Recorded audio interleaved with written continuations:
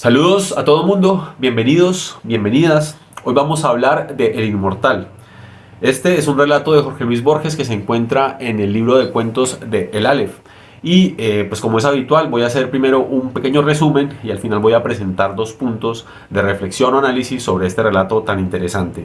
Antes que nada me gustaría agradecer a las personas que se han ido suscribiendo al canal, que le han ido dando like, que han compartido, que han comentado, les agradezco muchísimo. Y si tú eres pues la primera vez que pasas por aquí, te agradezco que te suscribas, que des like, que compartas este contenido porque el objetivo es llegar a muchísima gente. Bueno, después de esta cuña publicitaria pasamos al asunto central, que es el cuento de El Inmortal. Este relato, desde el punto de vista de su esquema, nos puede presentar alguna dificultad, ¿no?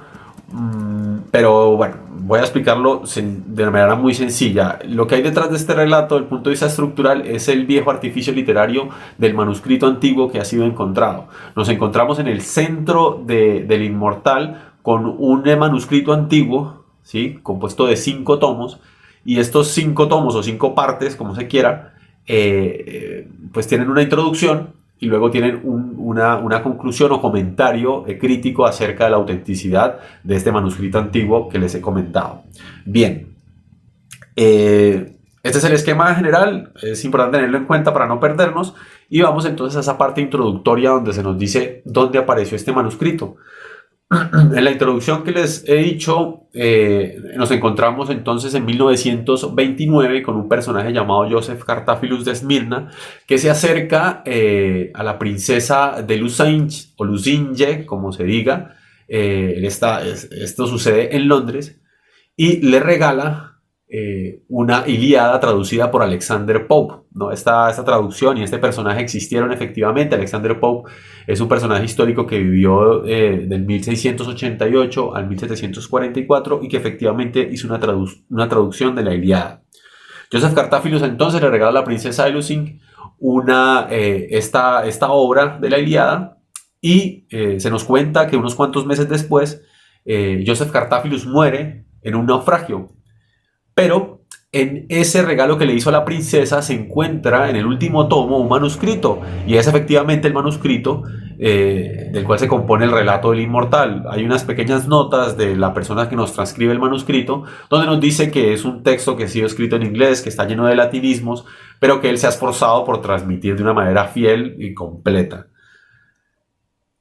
Como les digo, en la introducción nos encontramos en 1929, pero vamos a dar un salto hacia la época de Diocleciano, es decir, hacia el 286 y el 305, donde Joseph Cartaphilus de Esmirna pues va a empezar a llamarse, o va a tener el nombre de Marco Flaminio Rufo. Es el mismo personaje, pero como ya nos vamos dando cuenta, es un personaje que pues ha vivido bastante tiempo, y esto es lo que vamos a ver en este texto manuscrito de justamente El Inmortal. Bien, Marco Flaminio Rufo entonces, que es el mismo Joseph Cartaphilus, como digo, es un soldado romano que pelea en una guerra en Egipto frente al Mar Rojo.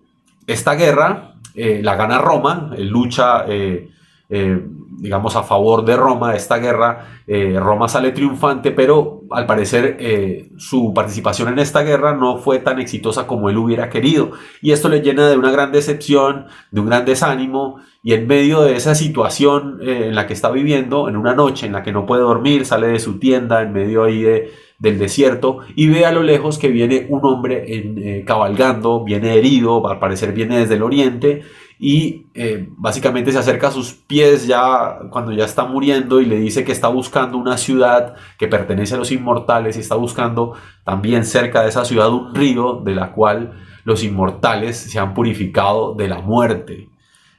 Marco Flaminio queda impresionado ante este relato. El hombre muere, pero a Marco le queda esa idea de buscar esa ciudad y de buscar ese río. Empieza a indagar por Roma, empieza a preguntarle a los filósofos, empieza a consultar a muchas personas, y se le hace verosímil que exista esta ciudad. Reúne un grupo de mercenarios, un grupo de soldados, para ir a la búsqueda de esta ciudad, y se adentra por terrenos bastante tortuosos, por desiertos, lugares donde habitan los bárbaros, lugares bastante difíciles.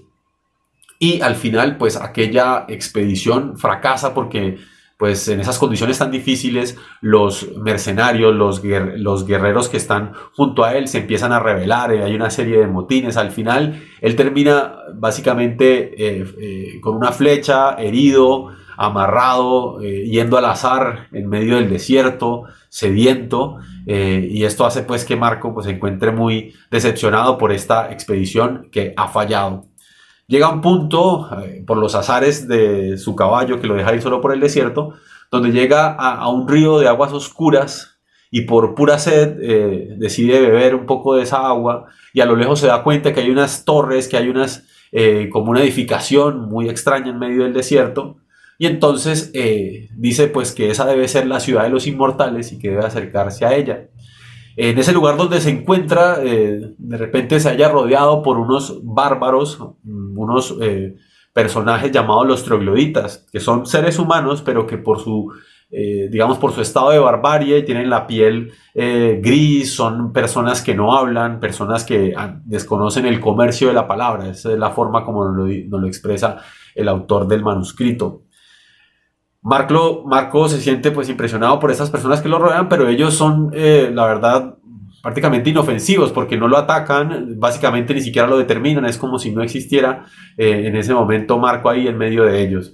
Él pues no le presta mucha atención a estos seres, trata como sí, de hacerlos a un lado y va en busca de esa ciudad que se ve a lo lejos. Y efectivamente entra en esa ciudad, una ciudad que lo impresiona, es una ciudad de muros muy grandes que no consienten una puerta, de grandes edificaciones, pero esas edificaciones tienen elementos que resultan monstruosos, que resultan horrendos. En un momento dice, esta ciudad la construyeron unos dioses, luego dice, no, esta ciudad fue construida por unos dioses que están locos, y al final dice, no, los dioses que construyeron esta ciudad están muertos. Y dice que mientras esa ciudad exista nadie puede ser feliz ni valiente sobre la tierra, es decir, tiene una experiencia de horror ante esa edificación, ante esa arquitectura. Básicamente decide salir de esa ciudad, y cuando sale de esa ciudad a través como una especie de laberintos subterráneos, al salir se encuentra con que uno de los trogloditas está ahí tirado casi como si fuera un perro fiel, y en medio de su soledad él cree o le ayuda a pensar que el troglodita ha estado ahí esperándolo, ¿no? Que no se encuentra tan solo en medio del desierto, sino que ese ser extraño, ese bárbaro, ha estado ahí esperando a que él saliera.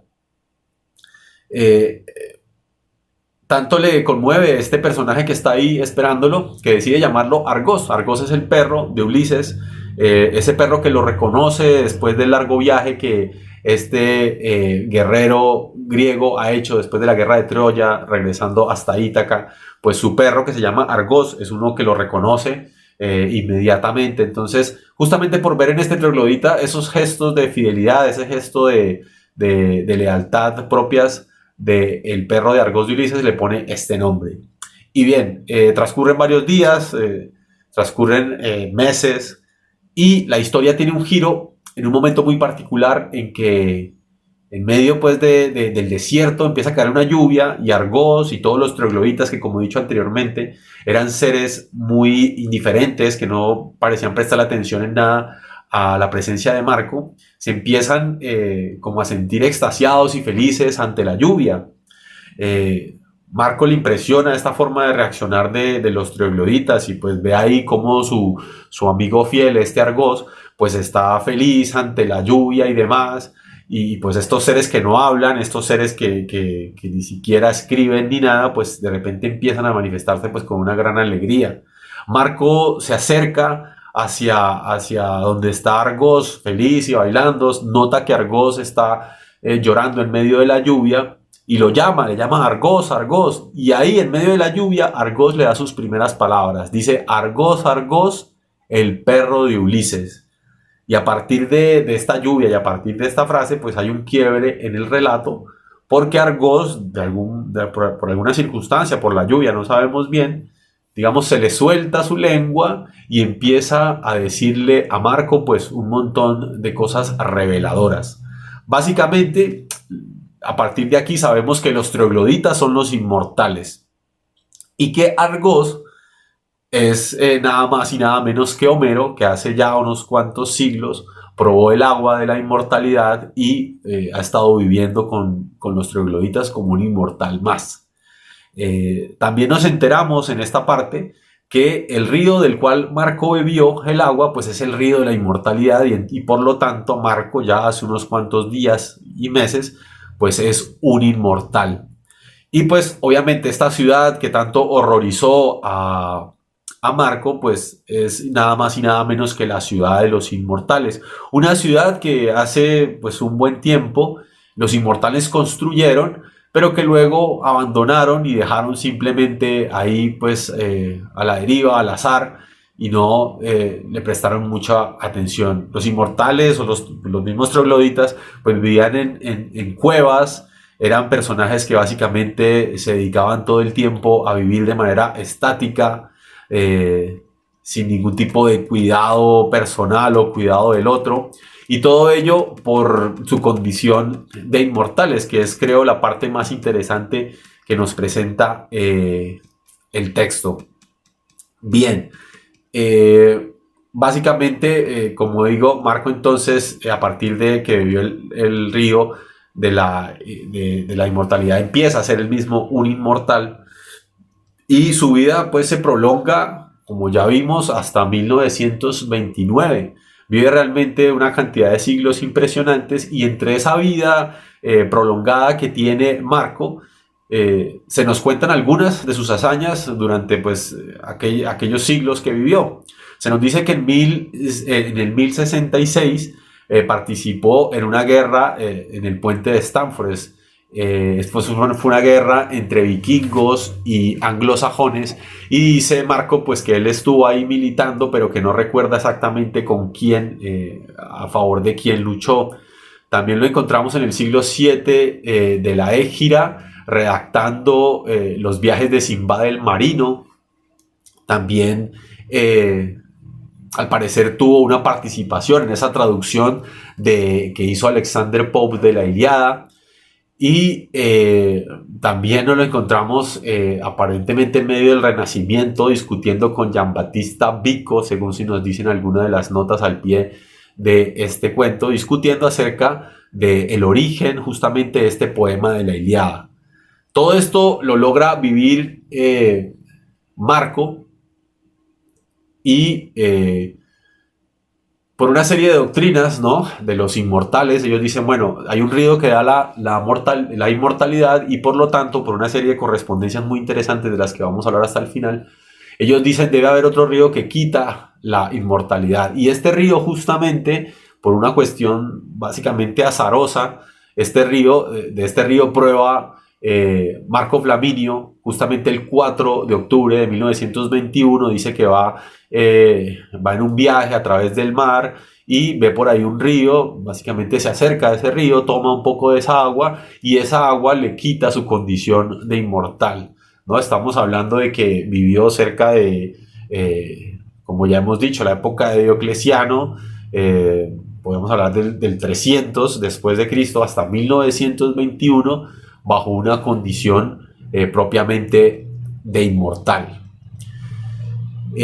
La última parte del manuscrito, ya podemos llamar el quinto capítulo, Marco hace unas observaciones interesantes acerca del manuscrito mismo y nos dice que, pues que seguramente hemos notado al leer, pues que en el manuscrito se encuentran muchas frases que pertenecen a la Ilíada, que pertenecen a Homero, y dice él que pues básicamente esto se debe al hecho de que él compartió mucho tiempo con este ser inmortal que es Homero, que pues como recordemos era este troglodita a quien él le puso el nombre de Argos.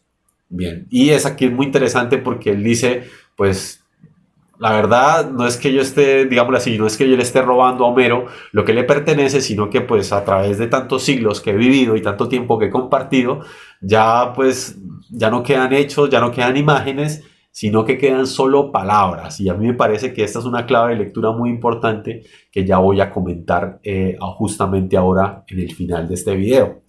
No quedan los hechos, solamente quedan las palabras, ¿no? Ya lo que vivió, él perfectamente dice que no guarda una memoria muy precisa de todo lo que sucedió, pero pues lo que queda son las palabras y esas palabras que él en cierta medida ha tomado de Homero y que pues aparecen en su texto.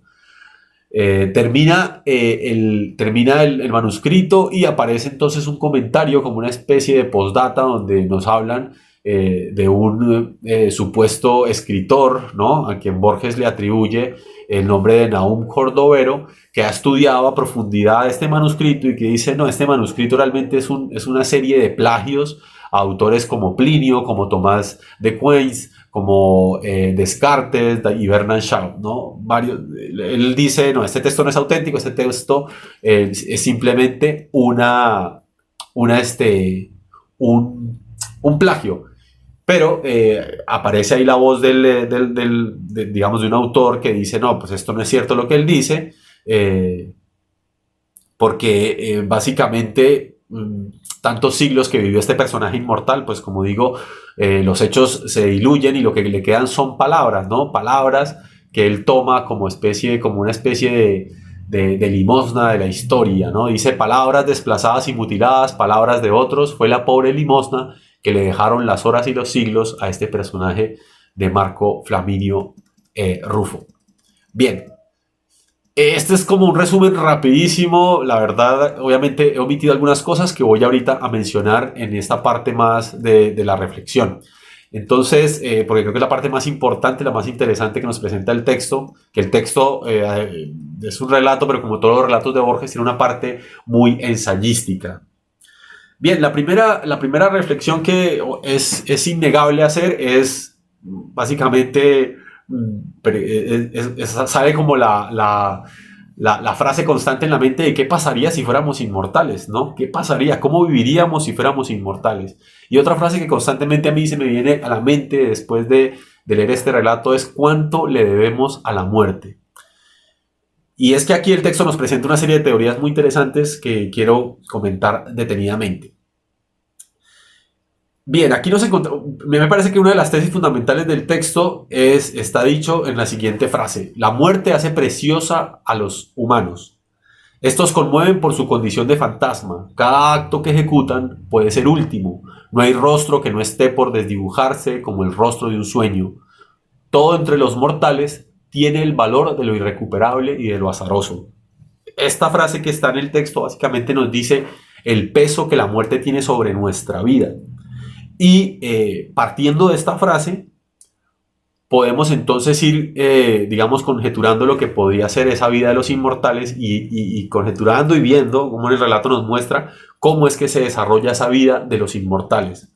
Como hemos dicho, los mortales tienen una vida limitada en el tiempo y esto hace que sus actos sean preciosos, que sean casi como fantasmas a punto de dibujarse, que hayan cosas que sean irrecuperables, que hayan cosas que sean azarosos, ¿no? Eso es propio de los mortales. Pero en los inmortales esto no se da así. El hecho de que el tiempo se dilate de una manera indefinida hace que cada acto y cada pensamiento sea el eco de otro en el pasado que lo antecedieron y que simplemente sea el presagio de otros hechos que en el futuro se repetirán hasta el vértigo. Es decir, esa dilatación del tiempo en los inmortales hace que los actos pierdan valor, que ya no sean preciosos, que ya no sean precarios, sino que sean vistos simplemente como algo que ya sucedió, como algo que sucederá y que se repetirá, porque justamente esta dilatación del tiempo empieza a afectar el concepto de novedad. Nos dice el texto que nada puede ocurrir una sola vez y nada es preciosamente precario en la vida de los inmortales.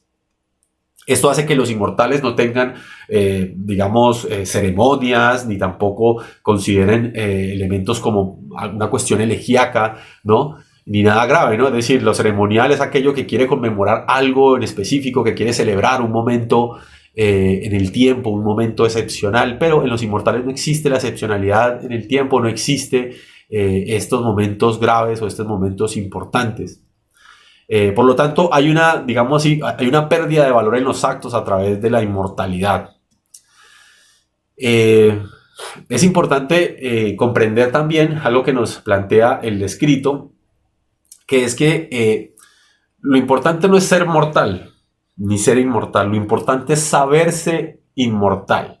Y yo creo que eso es una clave muy reveladora, porque también pues nosotros, digamos, lo mismo nos pasa. Lo importante no es ser mortal, lo importante es pensar en esa mortalidad.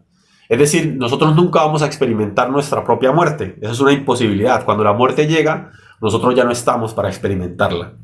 Pero el hecho de pensar en la muerte hace que efectivamente, ¿no? El hecho de pensar en nuestra muerte como el límite de nuestra vida hace que nuestros actos pues tengan que ser vistos como cuestiones preciosas, como algo que no se repetirá, como que mis actos me determinan porque yo tengo un número de actos determinados durante mi vida y por lo tanto debo aprovecharlos, ¿no? Eso es la mente del mortal. Lo mismo pasa con el inmortal. Miremos que Marco no sabía que era inmortal hasta que Argos se lo dice, y a partir de que se lo dice, pues él entonces sabe que es ser inmortal. Y esta inmortalidad, pues, hace, como ya dijimos, primero, pues que el tiempo se dilate de tal manera que los actos pierdan como su peso, pierdan su importancia, pierdan, digamos, como esa trascendencia propia de cada acto. En la vida mortal, los actos, como digo, nos llegan a determinar y marcan quiénes somos, ¿no? Yo por mis actos, por lo que yo hago, por mis actos buenos, también por mis actos malos, esos actos me determinan y marcan, por decirlo así, mi identidad, cosa que también es importante considerar de cara a la vida de los inmortales. Pero cuando este tiempo se diluye tanto y se dilata de tal modo que, digamos, los actos empiezan a ser indiferentes, pues tampoco los actos me van a determinar a mí, pues en mucho, porque los actos son acciones que suceden, que sucederán, que se repetirán en algún momento, pero que no me determinan de manera total, ¿no? Esto hace que los inmortales vean el bien y el mal como cuestiones indiferentes. Nosotros las vemos como excluyentes, las vemos como opuestos, ¿no? Dentro de nuestra condición mortal, pero los inmortales los ven simplemente como actos, actos que no se oponen constantemente, sino que están como una especie de equilibrio y de correspondencia. El acto malo que hoy hago pues va a corresponderse por azares de las acciones y de efectos y consecuencias con un acto bueno el día de mañana y viceversa. Un acto bueno puede luego desencadenar un acto malo y demás. Entonces los inmortales ven el bien y el mal como dos meros actos que se corresponden, pero no necesariamente como actos opuestos. Y esta no oposición hace que exista una indiferencia entre el bien y entre el mal, y ellos plantean, dentro de su concepción inmortal, que en un plazo infinito le ocurren a una persona todas las cosas, y por sus virtudes o por sus infamias, una persona es igualmente acreedora de toda bondad y de toda traición, ¿no? El premio, el castigo, el bien y el mal son cuestiones indiferentes. Justamente de esta correspondencia del bien y el mal, de hacer un acto bueno hoy para que sea un acto malo mañana, en fin, de ahí, de esa teoría de las correspondencias, es donde surge esa idea que ellos piensan, donde existe hay un río de la inmortalidad y por lo tanto debe haber un río también que devuelva la mortalidad, ¿no? Establecen como un mundo de correspondencias desde el punto de vista, digamos, filosófico, pero también desde el punto de vista físico.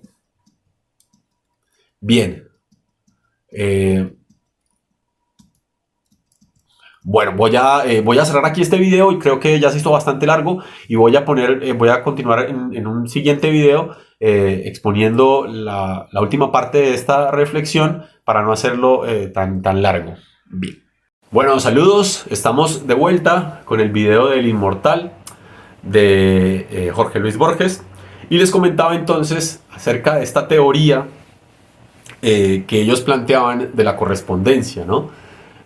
Una correspondencia que hacía que el bien y el mal pues no fueran tanto opuestos como complementarios, y al hacerse complementarios el bien y el mal, pues eso, las acciones buenas y las acciones malas caían dentro de la indiferencia. A esto también debe sumarse que justamente la inmortalidad se caracteriza por no poder ser herido ni ser afectado de una manera drástica en tu cuerpo.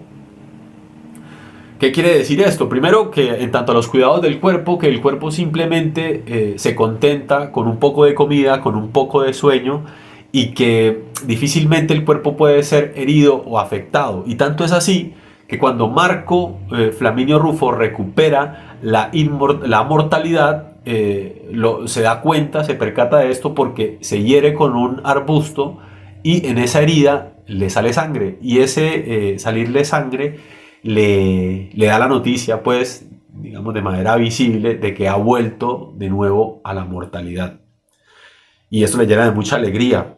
Y es que la vida de los inmortales, como digo, no necesita ese cuidado corporal, y esto unido a esa indiferencia de los actos buenos y malos hace que ellos caigan en la completa indiferencia con respecto a los demás.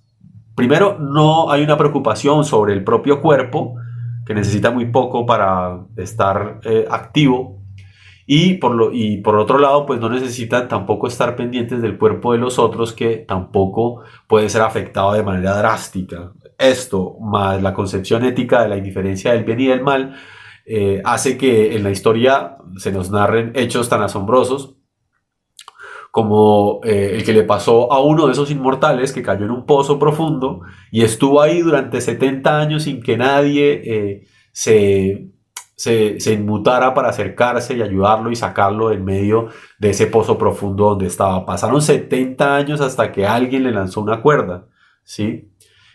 Por otro lado, también los inmortales, al darse cuenta de que el cuerpo es pues algo que requiere poca atención, ellos se han centrado de una manera idealista. Es muy interesante esto. Estos inmortales son idealistas que encuentran en el pensar el placer más profundo, el placer más satisfactorio, y se entregan totalmente a este placer del pensamiento. Esto nos explica por qué cuando Marco llega a esta tierra de los inmortales o de los trogloditas, pues ellos básicamente no le prestan atención. Los inmortales todo el día están en plena contemplación, en pleno pensamiento, y no se ocupan de los actos, no se ocupan de los otros, ¿no? Y es que tienen, como ya he dicho, digamos, bajo su mente la teoría de que en una vida inmortal, tarde o temprano, le sucederán todas las cosas a aquella persona que sea inmortal. Entonces no hay prisa, entonces no hay por qué correr, no hay por qué ir por aquí o por allá, y más bien hay que dedicarse pues al único placer al que se puede acceder, que es el placer del pensamiento. Bien. Y se nos cuenta entonces también otra de estas anécdotas exóticas que va botando el manuscrito, que los inmortales se abstraían tanto de la realidad y estaban de una manera, digamos, tan lejana del mundo y de la realidad en sus pensamientos, que había uno que estuvo básicamente en estado de quietud y de contemplación durante mucho tiempo, y tanto fue su quietud y su contemplación que un pájaro le anidaba en el pecho, ¿no? Para que se den cuenta del nivel de quietud en el que viven estos seres. Básicamente esto hace, como digo, primero que los actos pierdan su peso en cuanto a peso moral de bien o mal, y por lo tanto sean indiferentes. También hace que el mismo hecho de que el cuerpo no tenga un gran valor o que no necesite un gran cuidado hace que se entreguen totalmente a la contemplación. Y por último, esta dilatación del tiempo y este hecho, sí, el hecho de que los actos no tengan un gran valor hace que la identidad también se diluya y que nadie se preocupe mucho por aquello que se llama la identidad. Los trogloditas en ese sentido serán un pueblo colectivo, y esto explica que todos básicamente se dedican a la contemplación, de que en ellos hay como una especie de unanimidad en tanto pues su forma y estilo de vida. Pero uno podía preguntarse, y aquí ya empiezo también con una teoría personal, de por qué Marco Flaminio simplemente no se entregó a esa contemplación y a esa quietud, y sí se dedicó a buscar, ¿no? Porque eso él se dedica pues a través de sus años de vida a buscar ese otro río que le quita a los hombres la inmortalidad. Yo pienso que la gran diferencia entre esos inmortales y Marco Flaminio es que Marco Flaminio primero es un hombre que se entrega a la acción, porque ya lo vemos entonces batallando en una guerra de anglosajones y vikingos, lo encontramos en varios países, yendo para aquí y para allá. Es un hombre de acción que no se entrega tanto a esa contemplación idealista de los inmortales, sino que más bien se dedica a la acción. Y por otro lado, que creo que es lo que también lo salva como de ese estado propio de los trogloditas, o esa inmortalidad de los trogloditas, es el hecho que él se dedica a la escritura. Y dedicándose a la escritura encuentra un camino cómo sobrellevar su inmortalidad. Y aquí justamente paso a mi otra reflexión.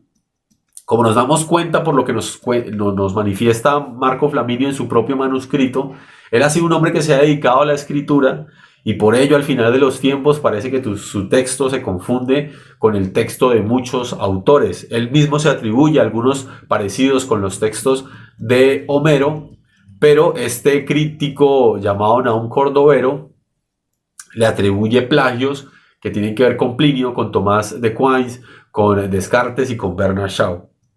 Y esto empalma, digamos, muy bien con la concepción literaria que tiene Borges, ¿no? Borges es un autor que no cree mucho en la originalidad o en el autor como fuente de la creación literaria.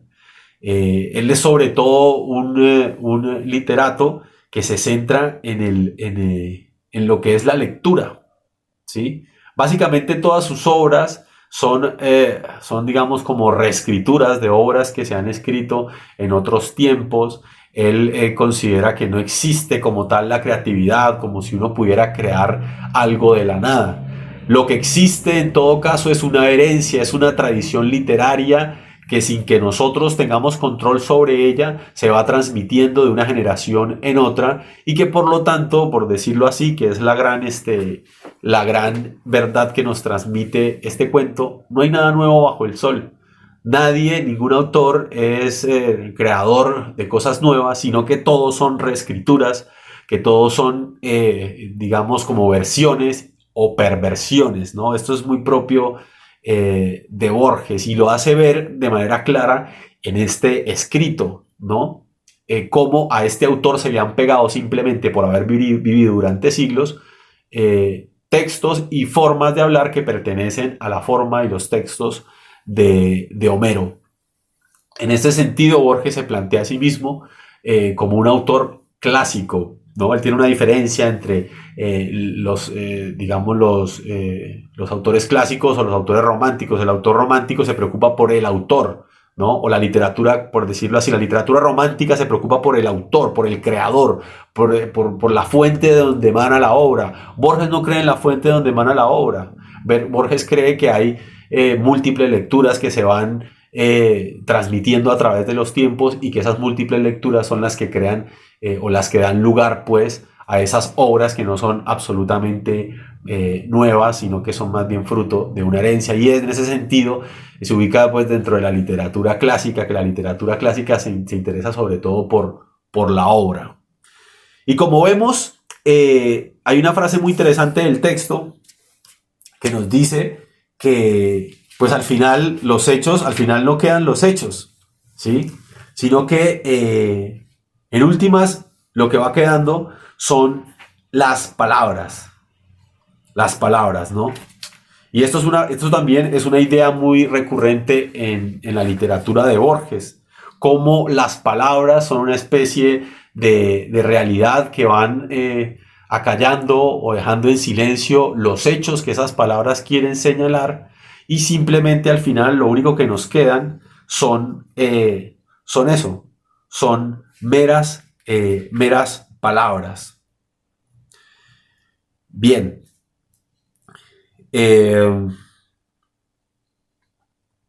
Bien. Básicamente son estas dos como los elementos que quisiera yo recalcar y señalar en este cuento del Inmortal. Realmente un cuento que tiene mucha profundidad, pero que yo creo, una de las tesis que yo he planteado aquí, es que este relato lo que busca en realidad es comentarnos una de esas teorías que tiene Borges acerca de lo importante no es el personaje, porque ya ven cómo Marco, Al final termina confundido, no recuerda realmente dónde militó, si con los anglosajones o con los vikingos, ni exactamente la fecha exacta de tal acontecimiento. Todo aquello, todos esos hechos quedan oscurecidos, pero lo único que permanece son las palabras que es justamente, digámoslo así, aquellas que realmente son inmortales. La dinámica de las palabras con sus variaciones infinitas, ¿no? Son propias pues de la vida de los inmortales. Son en este sentido, cuando hablamos del inmortal, pues yo creo que el inmortal vendría siendo en últimas no tanto Marco Flaminio, que después va a ser este otro personaje, Joseph Cartaphilus de Esmirna, sino que el verdadero inmortal vendría siendo el lenguaje que a través de los tiempos tiene unas dinámicas y tiene unas formas de prevalecer y de hacerse presente, que tiene mucho que ver con esta indiferencia, digámoslo así, a través del tiempo y a través del espacio con que los trogloditas vivían, ¿no? Entonces, bueno, pues les dejo estas sencillas reflexiones. Espero que este video haya sido de utilidad. Te agradezco mucho por haber seguido estas reflexiones y nada, te agradezco los comentarios, te agradezco que te suscribas, que le des un like, que compartas este contenido. Muchísimas gracias, nos veremos en otra ocasión.